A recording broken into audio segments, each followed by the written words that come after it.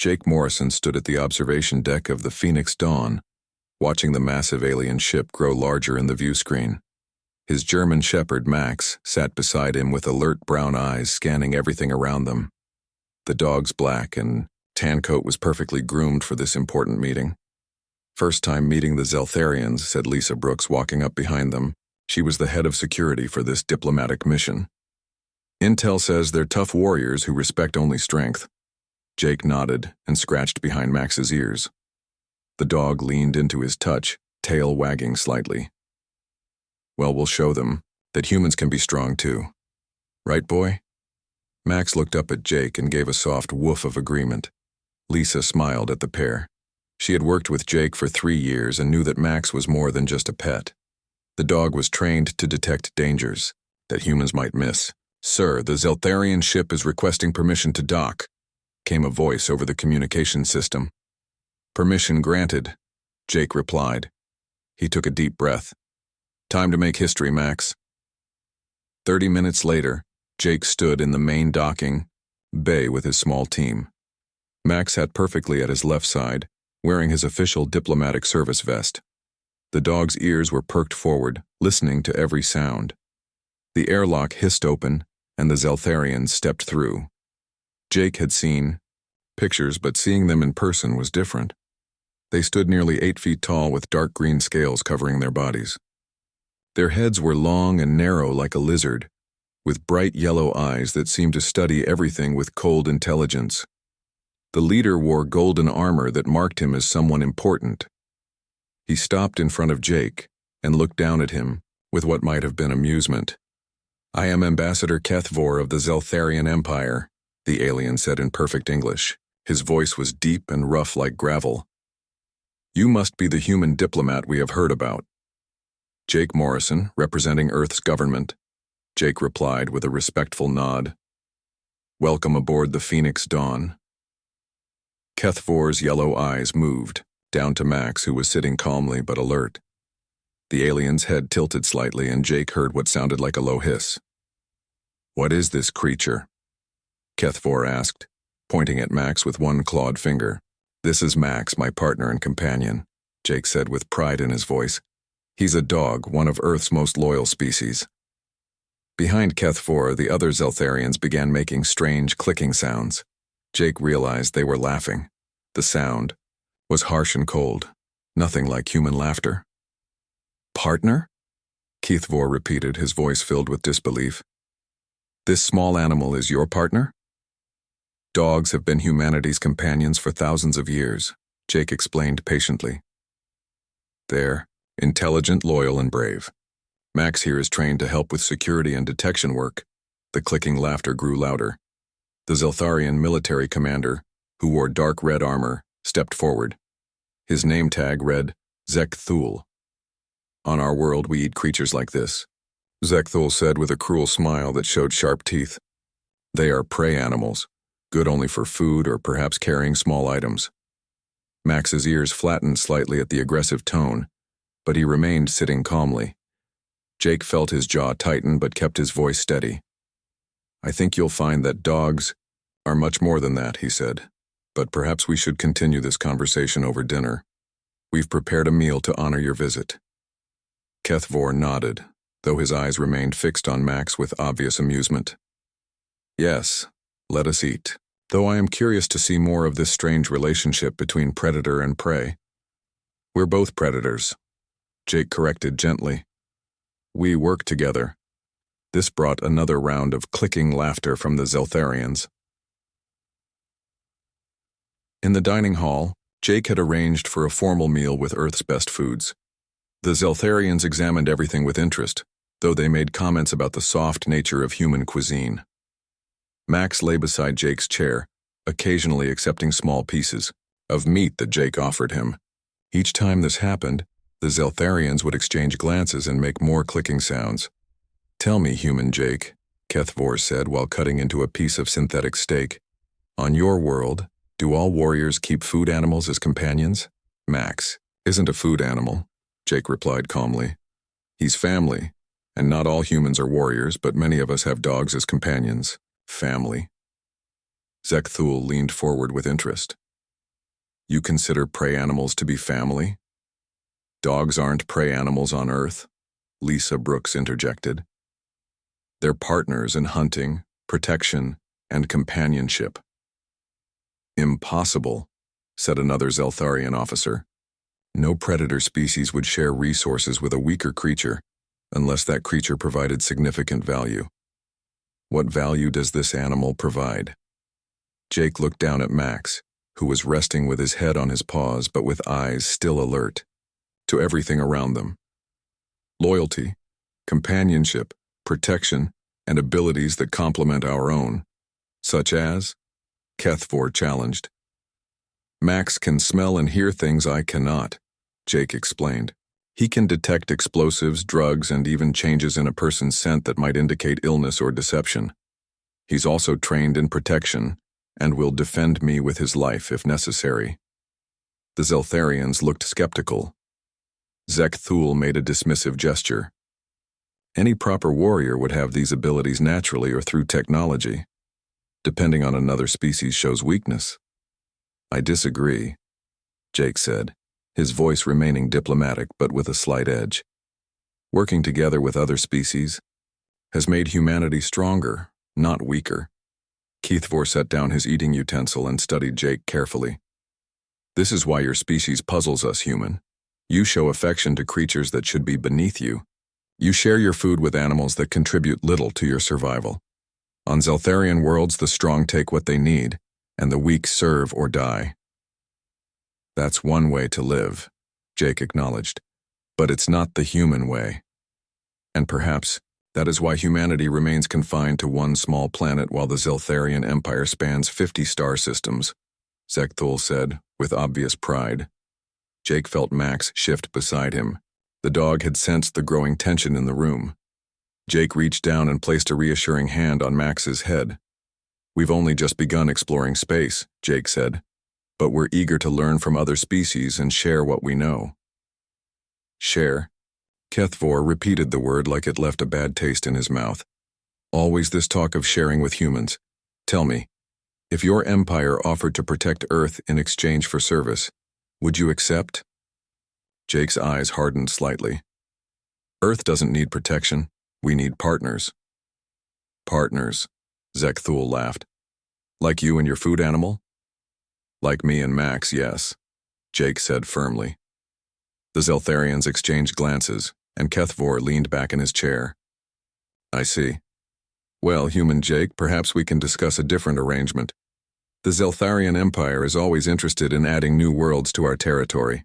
Earth could become a protectorate under our guidance. What would that involve? Jake asked, though he already suspected he wouldn't like the answer. Simple, Kethvor said with a smile that showed all his sharp teeth. Earth would acknowledge Zeltharian authority, provide resources and soldiers when needed, and adopt proper civilized behavior. Such as? No more keeping prey animals as pets, Zekthul said bluntly. Warriors do not coddle weak creatures. This attachment to animals shows that humans are not ready to be true warriors. Jake felt his temper rise but kept his voice level. And if we refuse? Kethvor's smile grew wider. Then you remain alone in a dangerous galaxy, with only prey animals to protect you. The dining hall fell silent except for the soft sound of Max's steady breathing. Jake looked around the table at the alien faces, all watching him with predatory interest. I'll need to discuss this with my government, Jake said finally. Of course, Kethvor nodded graciously. Take all the time you need. But remember, human Jake, the galaxy is full of predators, and predators do not make alliances with those who cannot prove their strength. The next morning, Jake sat in his quarters reviewing the Zeltharian proposal on his computer screen. Max lay on the floor beside his chair, but the dog seemed restless. Every few minutes, Max would lift his head and look toward the door, his ears moving at sounds Jake couldn't hear. I know, boy, Jake said softly, reaching down to pet Max's head. Something feels wrong about all this. A soft knock came at the door. Come in, Jake called. Lisa Brooks entered, carrying a data pad and wearing a worried expression. We need to talk, she said, closing the door behind her. What's wrong? Jake asked, though he already suspected the answer. I've been monitoring communications between the Zeltharian ship and their home fleet, Lisa said, sitting down across from Jake. They're not just here for diplomacy. They're testing us. Jake frowned. Testing us how? Every time you show kindness to Max, they make notes. Every time you share food with him or pet him, they record it as evidence of human weakness. They're building a case that we're too soft to be proper allies. Max got up and walked over to Lisa, sniffing her boots. She smiled and scratched behind his ears. There's more, Lisa continued. I've noticed they're junior officers watching Max whenever we're in common areas. Yesterday, 2 of them followed him when I took him for a walk. They were making aggressive gestures and strange sounds. What kind of gestures? Jake asked, his voice growing serious.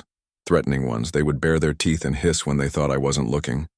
Max didn't like it. His hackles were up the whole time. Jake stood up, anger building in his chest. They're trying to intimidate him. That's what I think too. And there's something else. Lisa pulled up a file on her datapad. I've been researching Zeltharian culture. On their world, they have pack animals that look somewhat like dogs, but they use them only for heavy labor until the animals are too old to work, then they eat them. Jake felt sick. They think Max is livestock. Worse than that, they think keeping him as a companion makes you weak. In their culture, showing affection to animals is considered a serious character flaw. Max seemed to sense the tension in the room. He walked back to Jake and sat down, pressing against his leg for comfort. Jake automatically began stroking the dog's fur. We can't let them keep doing this, Jake said firmly. I agree, but we need to be careful. This is a diplomatic mission. If we make the wrong move, it could hurt relations between Earth and the Zeltharian Empire. Another knock came at the door. This time it was Commander Ryan Davis, the ship's head of security operations. Sir, you need to see this, Ryan said, entering with his own datapad. I just reviewed the security footage from yesterday's meeting. He showed them the screen. The video showed the dining hall from the previous evening, but the angle was different from where Jake had been sitting. From this view, they could see what the Zeltharians were doing under the table. Look at this, Ryan said, pointing to the screen. Every time Max moved, they were reaching for their weapons. Jake watched in growing anger as the video showed Zeltharian hands moving to weapon grips whenever Max shifted position or looked in their direction. They saw him as a threat, Lisa observed. No, Jake said grimly. They saw him as prey they might need to kill quickly. The 3 humans sat in silence for a moment, watching their alien guests treat Jake's beloved companion like a dangerous animal that needed to be controlled. There's a meeting scheduled for this afternoon, Ryan said. Ambassador Keth Vor wants to discuss the Protectorate proposal in more detail. I'll be there, Jake said. And so will Max. Sir, maybe it would be better to leave Max here, Lisa suggested. If they're getting more aggressive. No, Jake interrupted. Max is part of this crew and he has every right to be at that meeting. Besides, if we start hiding him away, they'll see it as proof that we're weak. 2 hours later, Jake entered the conference room with Max walking calmly beside him. The Zeltharians were already there, seated around the large table. Jake noticed immediately that there were more of them today than yesterday.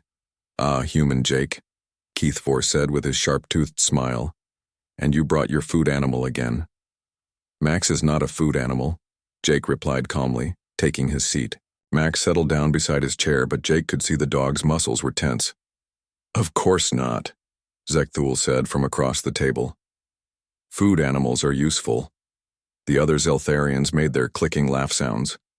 Jake forced himself to remain calm. Let's discuss your proposal, Jake said, changing the subject. Excellent. Keth Vor pulled out a large document. The terms are quite generous. Earth would provide raw materials, manufacturing capabilities, and military support when needed. In return, the Zeltharian Empire would provide protection and guidance. What kind of guidance? Jake asked. Cultural improvement, Keth Vor said. For instance, we would help humans overcome their weakness for keeping useless animals as companions. Jake felt Max tense beside him. The dog had picked up on Jake's growing anger. Dogs aren't useless, Jake said through gritted teeth. Really? A young Zeltharian officer leaned forward. His name tag read, Velkoth. What use is this creature? Can it fight our enemies? Can it pilot ships? Can it build weapons? Max can do things you can't, Jake replied. Such as? Velkoth challenged. Before Jake could answer, the young Zeltharian suddenly hissed loudly at Max. The dog immediately stood up, his hackles rising and a low growl coming from his throat. Velkoth, enough, Kethvor said. But Jake could see he was amused. I was simply testing the creature's reactions, Velkoth said innocently. On our world, proper guard animals attack immediately when threatened. This one only makes noise. Jake placed a calming hand on Max's back. Easy, boy. It's okay. Max stopped growling but remained standing, his eyes fixed on Velkoth. You see, Zekthol said. The animal looks to you for permission before acting. A proper guard beast would have already attacked to defend itself. Max is trained to respond to commands, Jake explained. That's called discipline. Or weakness, another Zeltharian officer suggested. Throughout the rest of the meeting, the Zeltharians continued their subtle attacks. They would make sudden movements toward Max, hiss at him when they thought Jake wasn't looking, or make comments about how tender young animals tasted when properly cooked. Each time, Max would tense up but look to Jake for guidance. Jake could see the stress building in his companion, and his own anger was growing harder to control. Perhaps we could arrange a demonstration, Velkoth suggested near the end of the meeting. Show us what this creature can actually do. What kind of demonstration? Jake asked suspiciously. Combat training, Zekthul said with enthusiasm. Our young warriors practice against various creatures. It would be interesting to see how a human pet performs against a properly trained fighter. Absolutely not, Jake said firmly. Why not? Kethvor asked. If this animal is truly valuable, surely it can prove itself in combat. Max doesn't need to prove anything to you, Jake replied. Ah, but he does, Kethvor said, his voice growing serious. You see, human Jake, the galaxy is a dangerous place. Species that cannot defend themselves do not survive long. If humans insist on keeping weak creatures as companions, how can we trust you to be strong allies? Jake stood up, and Max immediately came to attention beside him. This meeting is over. Is it? Kethvor also stood, towering over Jake. Because I think we are just beginning to understand each other. The Zeltharians filed out of the room, but Jake noticed that several of them looked back at Max with expressions that made his blood run cold. They weren't looking at Max like he was an animal anymore. They were looking at him like he was a problem that needed to be solved. After the aliens left, Lisa Brooks came into the room. How did it go? She asked. Jake looked down at Max, who was still tense and alert. They're planning something, I can feel it. What do you want to do? Jake knelt down and took Max's face in his hands, looking into the dog's intelligent brown eyes. We're going to show them exactly what the bond between humans and dogs really means. Max's tail wagged slightly and he licked Jake's hand. But first, Jake said, standing up, we need to be ready for whatever they're planning. The next day, Kethvor sent a formal invitation to Jake. The message was simple but carried an undertone that made Jake's stomach tighten with worry. Ambassador Morrison, we invite you to witness a demonstration of Zeltharian warrior training. This will help you understand our culture and capabilities. Please bring your companion. The demonstration begins at 1400 hours in our ship's combat arena. Jake read the message 3 times, each time liking it less. Max sat beside his chair, sensing his human's tension. The dog's ears were up and alert, watching Jake's face for any sign of danger. Lisa, Jake called into his communication device. I need you in my quarters, now. She arrived within minutes, followed by Ryan Davis. Both looked concerned when they saw Jake's expression. What's wrong? Lisa asked. Jake handed her the datapad with Kethvor's message. She read it quickly, her face growing pale. It's a trap, she said immediately. That's what I think too, Jake replied. But if I refuse to go, they'll use it as Proof that humans are cowards. Ryan looked at the message over Lisa's shoulder. Sir, with respect, maybe we should be cowards this time. I don't like the sound of combat arena. Jake stood up and walked to the window, looking out at the stars. Max followed him, staying close to his side. If we back down now, Earth loses any chance of an equal relationship with the Zeltharian Empire, Jake said quietly. They'll either ignore us completely or force us into that protectorate arrangement. And if we go? Lisa asked. We face whatever they have planned and hope we're strong enough to handle it. 2 hours later, Jake stood at the airlock connecting the Phoenix Dawn to the Zeltharian ship. Max was beside him wearing his diplomatic service vest. Lisa and Ryan flanked them, both armed and alert. Remember, Jake said quietly, we're guests here. Stay calm, stay professional, and watch for trouble. The airlock opened and Velkoth greeted them with his sharp-toothed smile. Human Jake, welcome to our ship. The demonstration is about to begin. They followed the young Zeltharian through corridors lined with weapon displays and battle honors. Max's nose twitched constantly, picking up scents that Jake couldn't identify. The dog's body language told Jake that he smelled fear, aggression, and something else. Something dangerous. The combat arena was larger than Jake had expected. It was a circular room with high walls and viewing platforms around the edge. The floor was covered with sand that looked like it had been stained with blood many times. Impressive, isn't it? Keithvor said, appearing beside them. This is where our young warriors prove themselves worthy of serving the Empire. Around the arena, dozens of Zeltharians had gathered to watch. Their yellow eyes gleamed with excitement as they looked down at the sandy floor. What exactly are we going to see? Jake asked. A demonstration of proper warrior training, Zekthul replied, joining the group. Watch and learn how real fighters are made. A gate opened on the far side of the arena, and a young Zeltharian warrior stepped out. He carried a long spear and wore light armor. He looked nervous but determined. That is Kexvel, Kethvor explained. He is ready for his final test to become a full warrior. Another gate opened and something that looked like a large, angry lizard charged into the arena. It was about the size of a horse but moved much faster. Its claws scraped against the stone floor as it circled the young warrior. A hunting beast. From our homeworld, Zekthul said with pride. Kexvel must defeat it using only traditional weapons. Jake watched in growing horror as the young warrior and the beast began to fight. It was brutal and vicious. The creature was fast and strong, but the warrior was skilled and determined. After several minutes of deadly combat, the warrior managed to drive his spear through the creature's heart. The watching Zeltharians cheered loudly, clicking and hissing their approval. Kexvel raised his bloody spear in victory. Excellent, Kethvor said, turning to Jake. Now you understand how we train our warriors. They must face real danger and prove their courage. It's very impressive, Jake said carefully. Yes, but this brings us to an important question, Kethvor continued. You claim that your companion animal is valuable. You say it is trained and capable. But how do we know this is true? Jake felt his heart start beating faster. What do you mean? I mean that anyone can claim their pet is special, Velkoth said, stepping closer to Max. But claims without proof are worthless.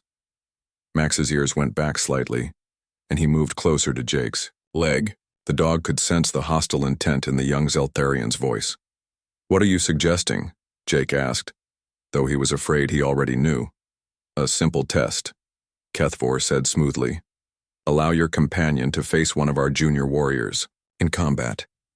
If it truly is as capable as you claim, it should be able to prove itself. Absolutely not, Jake said immediately. Why not?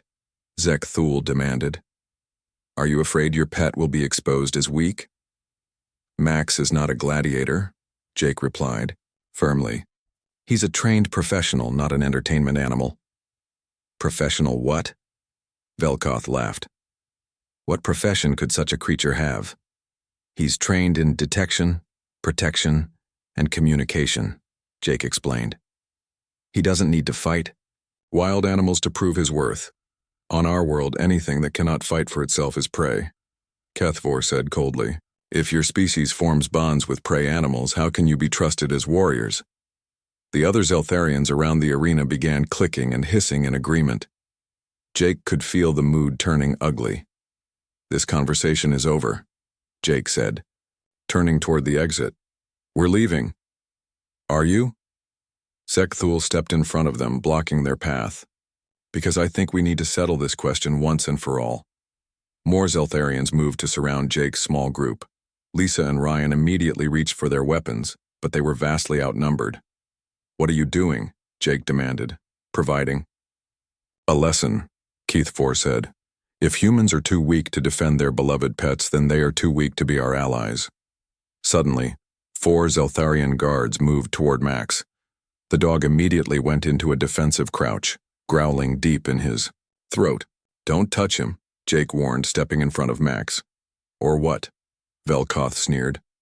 You'll fight all of us? If I have to, Jake replied, his voice deadly serious.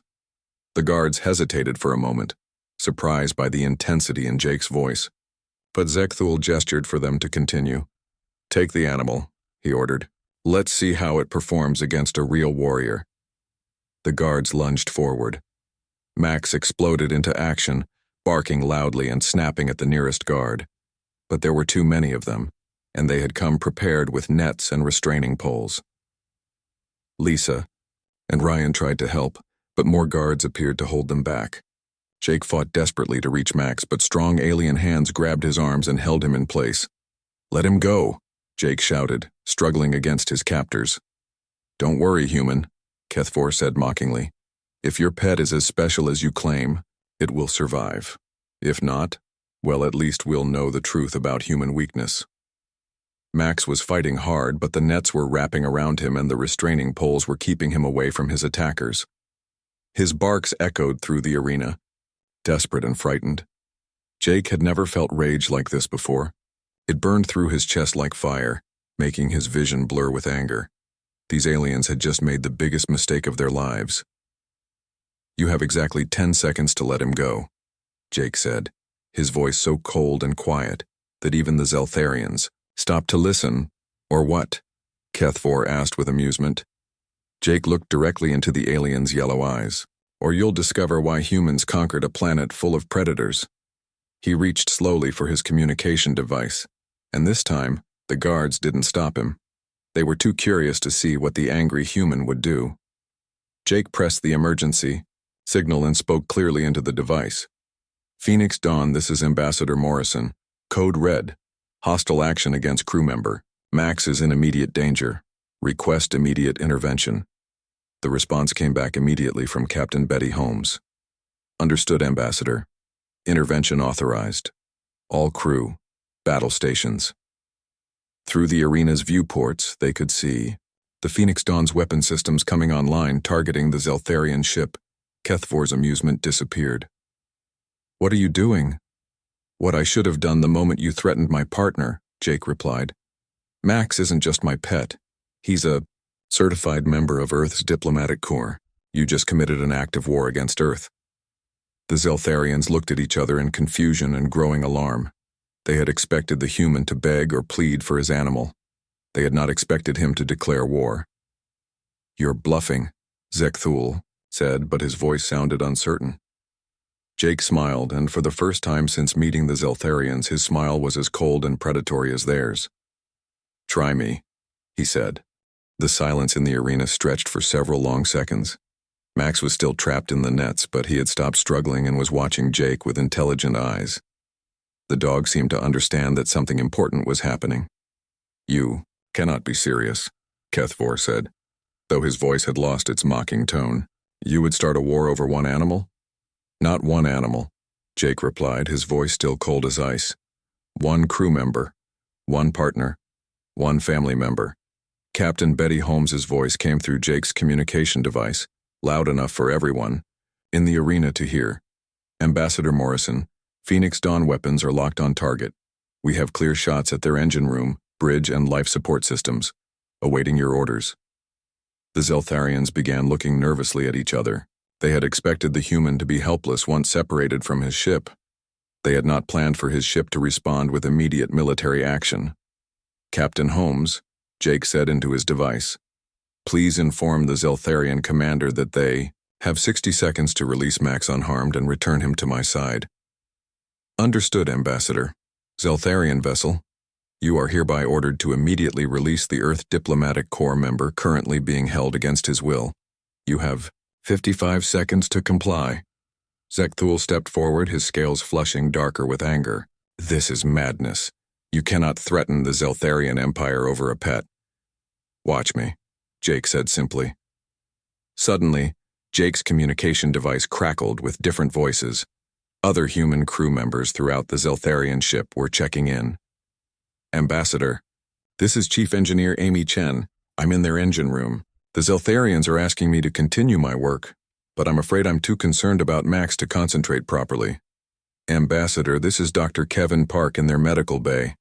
I was examining their biological samples, but I seem to have developed a sudden interest in Zeltharian anatomy and potential weaknesses. This is Communications Officer Tony Reed.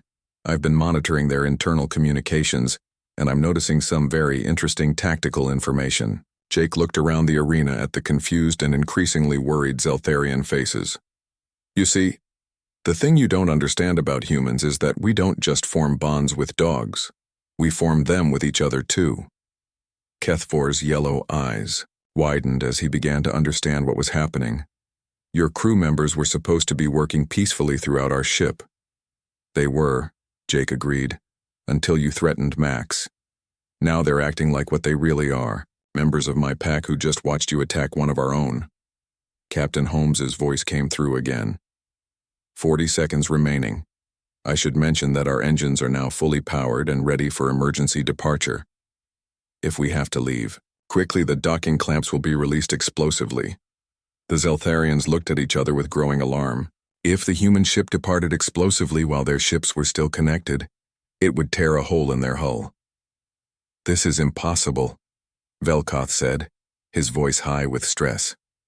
"You cannot all be warriors. Your files said you were diplomats, engineers, and scientists." "We are," Lisa Brooks said, speaking for the first time since the guards had grabbed them. "But we're also humans, and humans protect their pack." Jake looked down at Max, who was still watching him calmly despite being trapped. "You wanted to know what makes dogs special? I'll tell you. 30,000 years ago, wolves and humans met in the wilderness. Both species were struggling to survive in a dangerous world. The guards holding the nets looked uncertainly at their commanders, unsure whether they should continue restraining the animal or let it go. Instead of fighting each other, they formed an alliance. Jake continued. Wolves had better senses and could track prey that humans couldn't find. Humans had tools and could kill prey that wolves couldn't catch alone. 30 seconds, Captain Holmes announced. Together they became the most successful hunting partnership in Earth's history, Jake said, his voice growing stronger. That partnership evolved over thousands of years.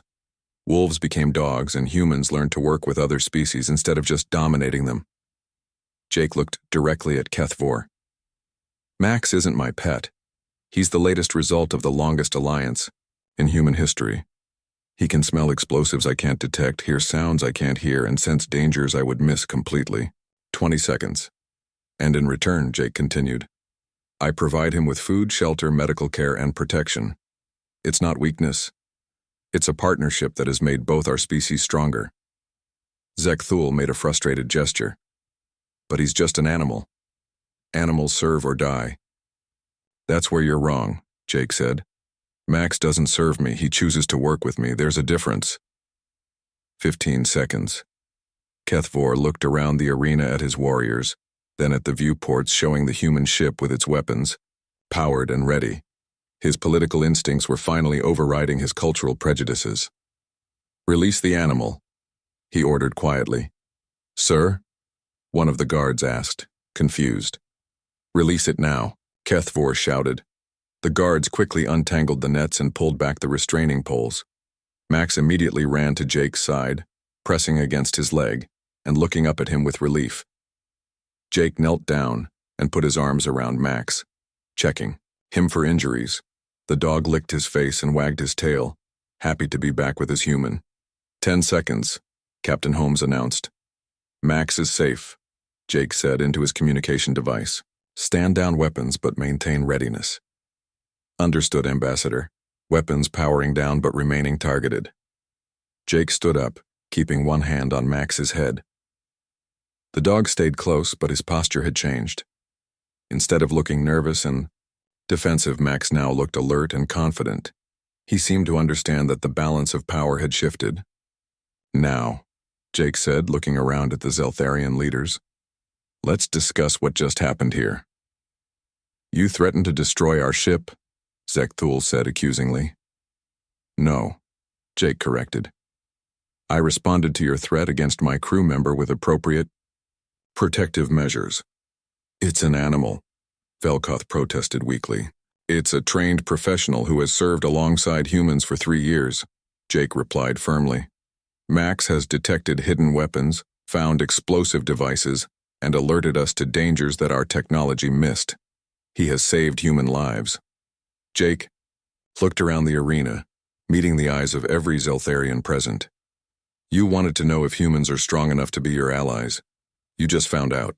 When you threatened one member of our pack, every human on both ships immediately shifted into protective mode. Your engineer in our engine room, Kethfor said slowly. She was studying our weaknesses.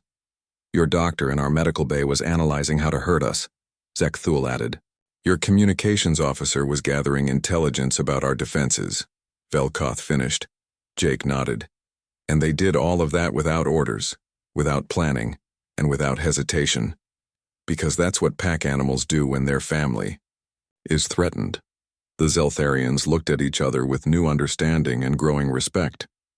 You turned scientists into spies and engineers into saboteurs in a matter of seconds, Kethfor said quietly. I didn't turn them into anything, Jake replied. They were always capable of this. They just had no reason to show you before. Max sat down beside Jake, panting slightly but alert. His tail wagged once as he looked up at the Zeltharian leaders. The question now, Jake said, is whether you want to continue testing us, or if you're ready to discuss a real alliance between equals. Kethfor looked at Max, then at Jake, then at his own warriors who were still clearly shaken by how quickly the situation had changed. I think, the Zeltharian ambassador said slowly, we may have underestimated both humans and their companions. Yes, Jake said simply. You did. The arena fell quiet except for the sound of Max's gentle panting. Jake could feel the change in the atmosphere. The Zeltharians were no longer looking at him and Max with amusement or contempt. Now there was something else in their yellow eyes, respect, and perhaps a little fear. Kethfor was the first to break the silence. Human Jake, I believe we owe you an explanation. I'm listening, Jake said, though his voice was still cold. When we first heard about humans and their animal companions, we thought it was a joke, Kethfor admitted. In our culture, keeping pets is seen as a weakness. We could not understand why a species that claimed to be intelligent would waste resources on creatures that could not fight or build or think. And now? Jake asked. Kethfor looked down at Max, who was sitting calmly beside Jake's leg. Now I am beginning to think we may have been wrong about many things. Zekthul stepped forward, his aggressive posture replaced by something that looked almost like curiosity. Your animal, Max. He knew you were in control of the situation even when we had him trapped. How is this possible? Jake looked down at Max and smiled for the first time since entering the arena. Because we trust each other.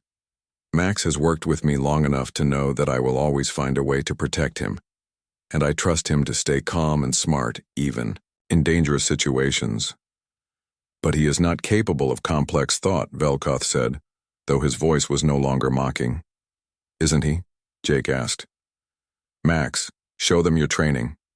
Jake gave a series of hand signals that meant nothing to the Zeltharians.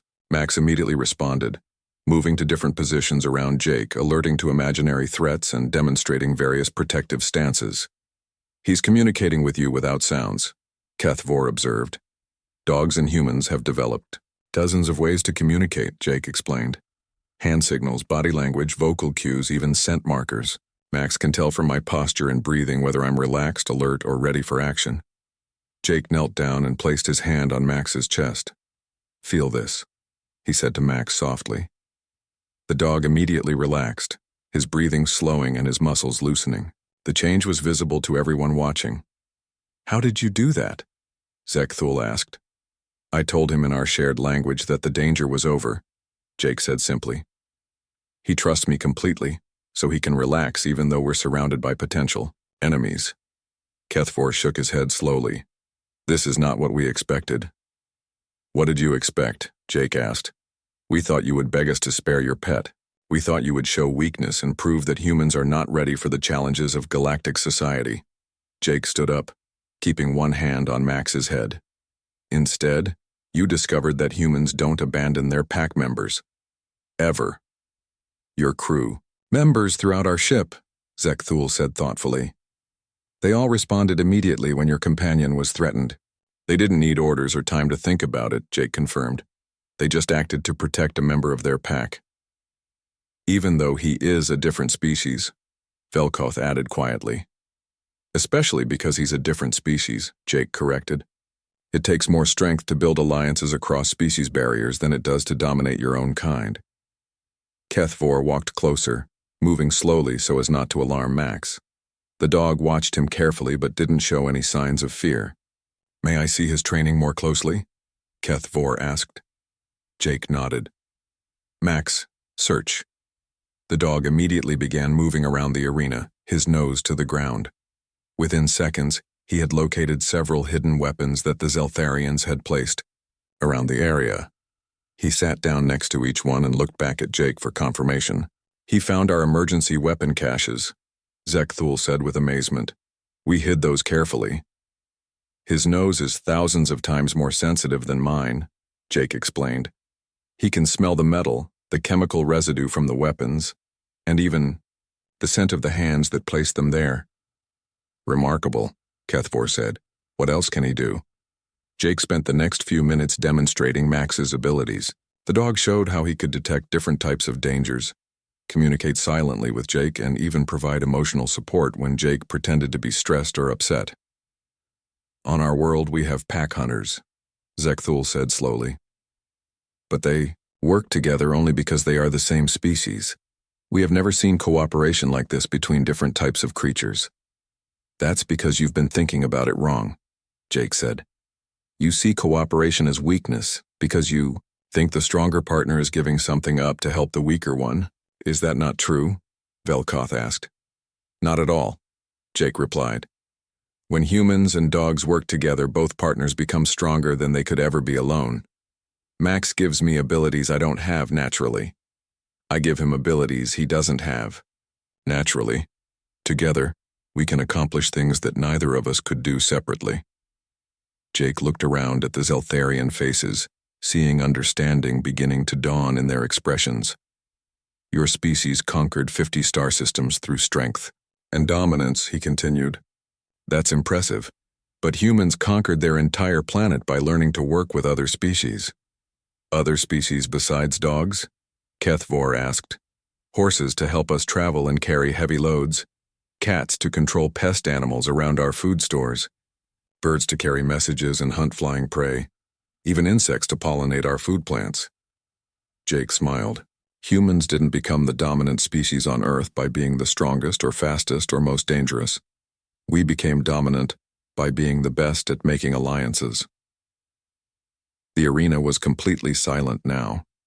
Even the Zeltharian guards were listening, intently. "When you threatened Max, you weren't just threatening one animal," Jake explained. "You were threatening the symbol of humanity's greatest strength, the ability to inspire loyalty, build partnerships, and work together across all barriers." Kethfor nodded slowly. "And your crew responded as they did because they understood this?"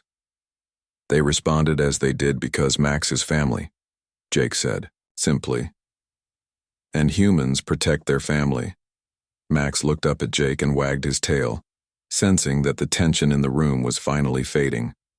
Jake scratched behind the dog's ears, and Max leaned into the touch with obvious pleasure. "I have a question," Zekthul said hesitantly. Would it be possible? Could we learn more about this partnership, not to test or threaten, but to understand? Jake considered the request carefully. What did you have in mind? A proper demonstration. Not combat, but cooperation. Show us how you and Max work together in a real situation. Jake looked down at Max, who seemed to sense the change in mood and was now looking interested rather than wary. We could set up a detection exercise, Jake said. Hide various objects around the ship and let Max find them. You could see how. We communicate and coordinate during actual work. That would be educational, Kethvor admitted. For the next hour, the Zeltharians watched in fascination as Jake and Max worked together to find hidden objects, navigate obstacles, and solve problems that required both human intelligence and canine abilities. Incredible, Velkoth said as Max successfully located a tiny electronic device that had been hidden inside a wall panel. He found something our sensors could not detect. And I understood what he was telling me about it, Jake added. We're sharing information constantly. When the demonstration was over, Kethvor approached Jake with a very different expression than he had worn at the beginning. Human Jake, I believe we owe you an apology. We came here thinking we understood strength and weakness. We were wrong. What do you understand now? Jake asked. That there are different kinds of strength, Kethvor replied. The strength to dominate, and the strength to inspire loyalty. The strength to conquer, and the strength to build partnerships. He looked down at Max, who was sitting peacefully beside Jake. Your companion chose to work with you. Our soldiers follow orders because they must. There is a difference. Yes, Jake said. There is. Kethvor straightened up and spoke formally. On behalf of the Zeltharian Empire, I would like to propose a new treaty. Not a protectorate arrangement, but a true alliance between equals. What changed your mind? Jake asked. You did, Kethvor replied. Any species that can inspire such loyalty across biological barriers, any species that can turn scientists into warriors and engineers into spies in moments, any species that treats partnership as strength rather than weakness, that is a species we want as allies, not subjects. Jake smiled and extended his hand. Then let's talk about that alliance. As the two leaders shook hands, Max wagged his tail and looked up at them both with bright, intelligent eyes. The dog seemed to understand that something good had just happened, and perhaps, Jake thought, that was the most human thing of all.